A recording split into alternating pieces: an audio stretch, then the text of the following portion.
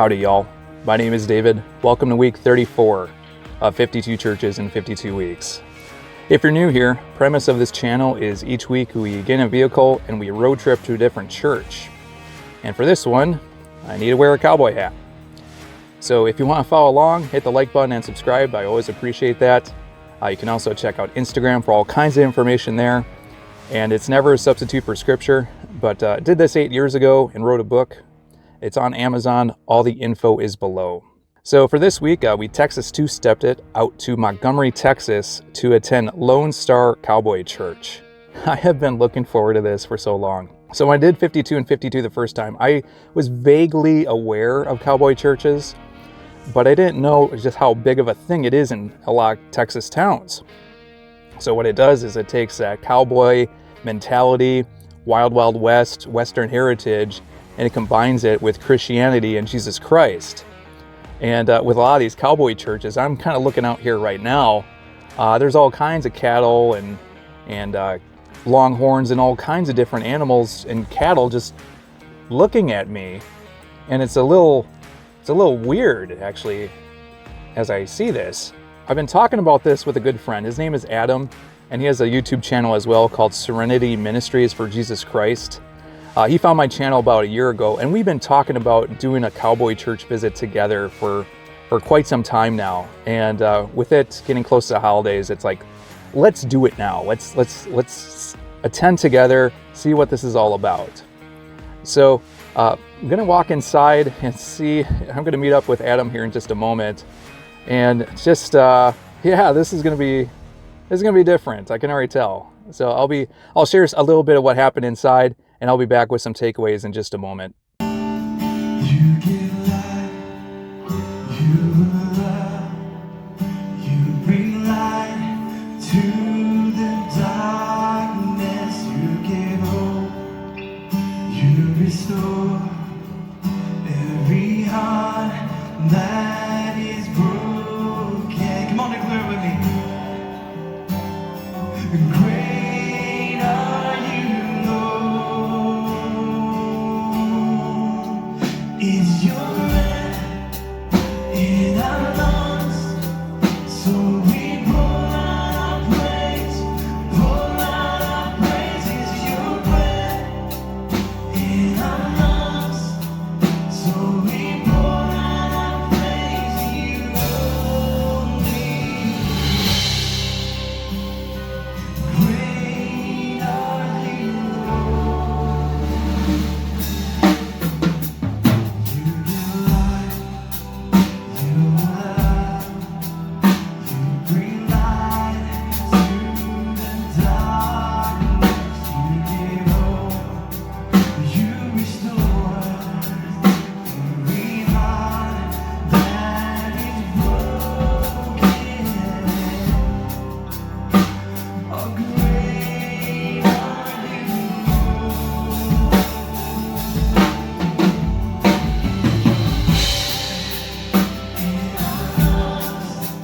So we pour out praise, pour out our praise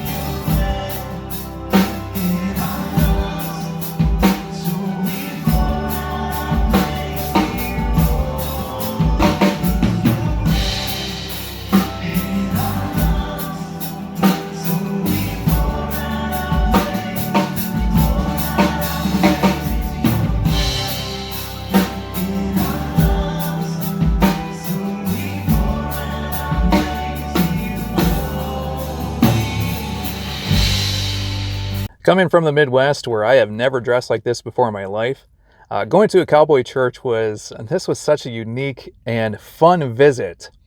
And I think a lot of it was just due to that Wild West culture peppered in throughout the service, and also most notably all the whereabouts and the different things that they would do. And you could tell that right away as soon as you drove in. You go down this long, windy gravel road. Both sides you have barbed wire fence with cattle, livestock, and longhorns just grazing and eating grass, doing their thing. So when you hit the parking lot, they had parking lot attendants to kind of wave you in. They also had people that would drive golf carts. So if you were far away, they'd they'd ask if you'd like to hitch a ride, and they just golf cart you up to the very front of the church. More Western culture added in. So sometimes with some churches, they'll have like benches out front.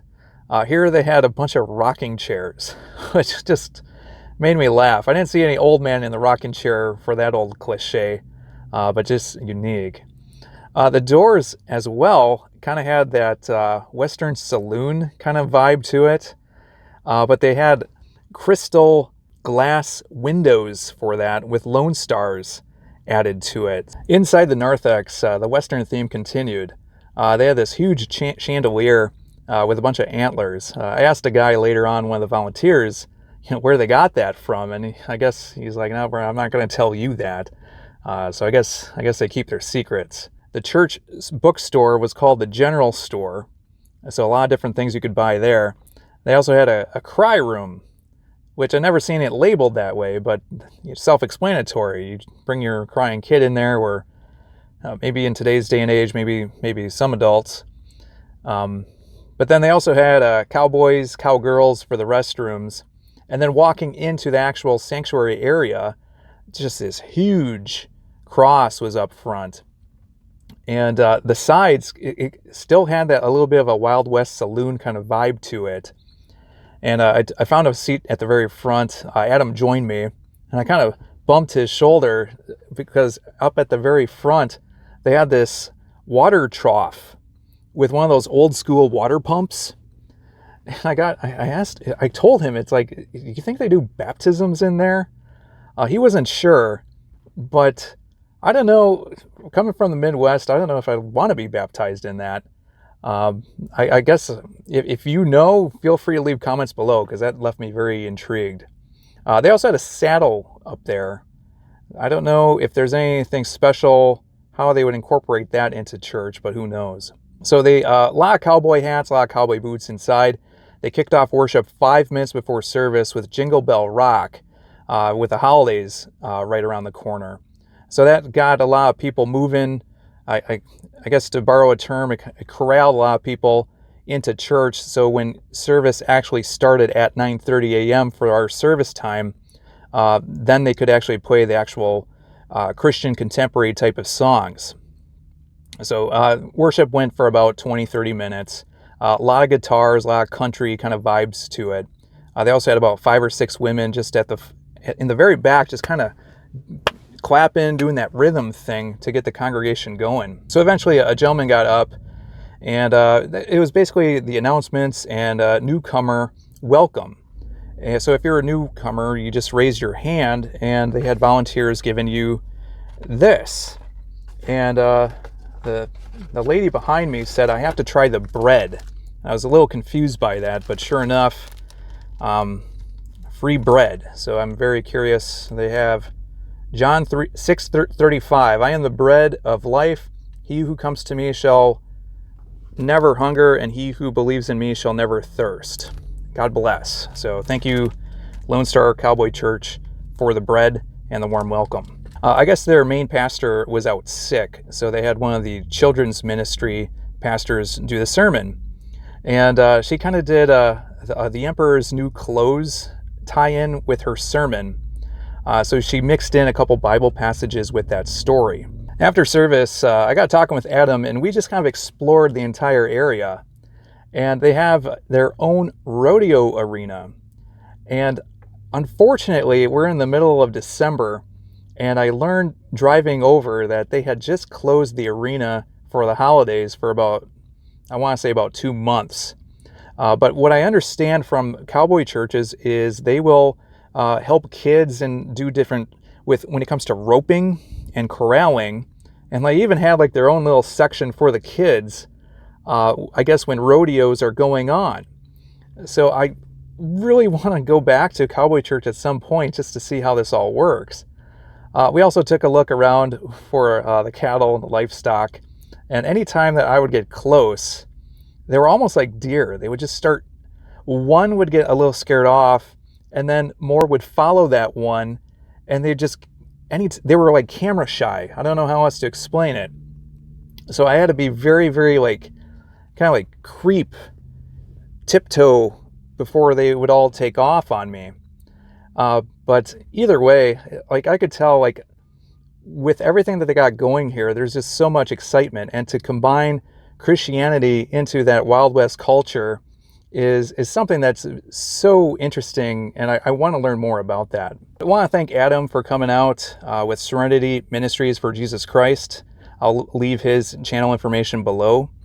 I got 18 hours of driving to do back north, so wish me luck. Before I do that, I've been told I need to try out a Whataburger. I guess they're exclusive in Texas, so I'll try that. But if you like the video, hit like and subscribe. But until next time, pew pew. That was kind of lame, but thanks for watching.